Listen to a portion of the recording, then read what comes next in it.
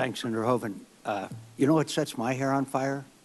The fact that we know that coming out of Raqqa are people that have been directed to come and get into the United States of America and commit acts of terror. Isn't that true? Yes, that sir. sets my hair on fire. It's absolutely true. Does it set our hair on fire that there are now, we know, published reports, there are efforts at taking these devices and planting explosives and committing acts of terror with this technology? Does that set your hair on fire? It does, Senator.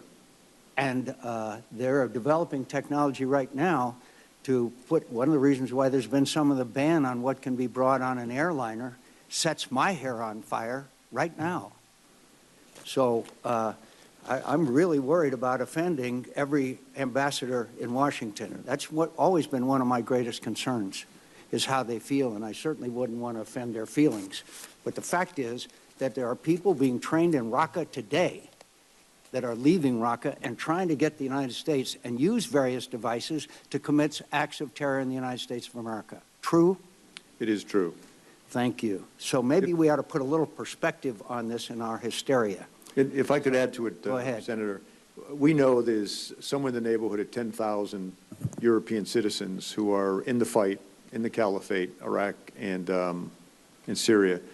And as that Caliphate is being reduced, those individual fighters are being encouraged to return to Europe and do terrorist-type things. Now, in many cases, because of the nature of Europe in the borders and whatnot, lack of borders, in many cases, the countries where they're citizens don't know that they've been out of the country fighting in Syria, to the point of visa waiver countries. So we're at a position now where someone who's in Raqqa today returns to pick a country and basically can get on it. He's not in any database and can get on an airplane and fly here under the visa waiver program and be in the United States.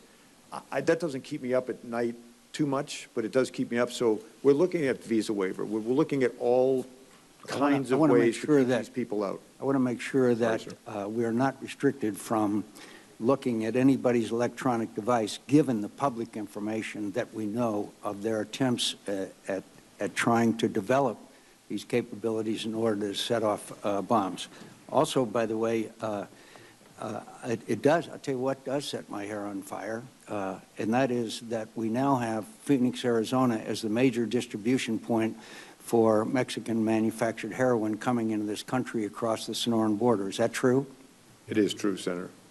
And it is killing people all over America, including some governors in northeastern and midwestern states are saying it's an epidemic, particularly a group of Americans that I care about, and that's older white males. Is that right? It's absolutely right. Okay.